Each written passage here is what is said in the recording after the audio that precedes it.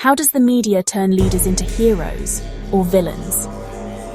From carefully chosen images to selective quotes, today we break down the media playbook, how narratives are built, perceptions shaped, and why your view of world leaders may be less your own than you think.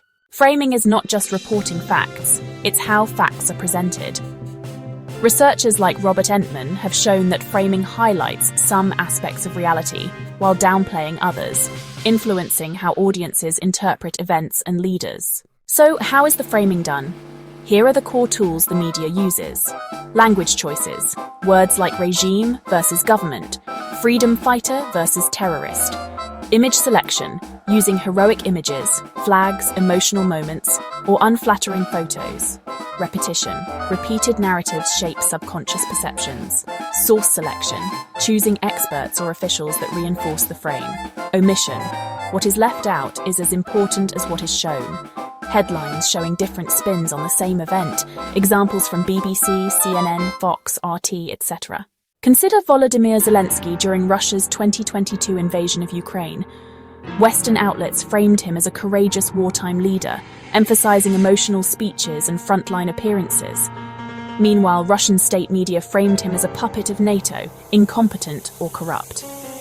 For Vladimir Putin, Western outlets frequently frame him as authoritarian, aggressive, and a threat to global stability. Russian media often frame him as a protector of Russian interests, a defender against Western aggression, and a strong leader. Benjamin Netanyahu, Israel's longest-serving prime minister, is another example. Israeli media often split between portraying him as a security-focused statesman or a corrupt politician clinging to power. International media varies. Some frame him as a defender of Israel's security, while others highlight human rights concerns regarding his policies in Gaza and the West Bank. Leaders are not always heroes or villains permanently. The frame can shift rapidly, depending on geopolitical interests, media ownership, and public sentiment.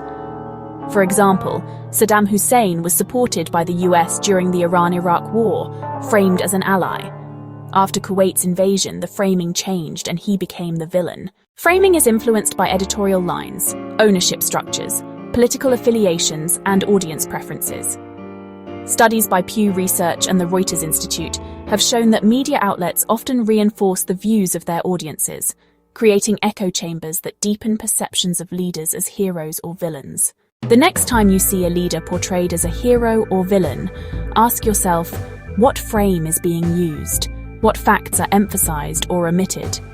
Critical thinking requires looking beyond the headlines to see the full picture, because in the media playbook, perception is power. Subscribe for factual geopolitical analysis and media literacy insights. Comment below. Which leader do you think has been framed the most unfairly by global media?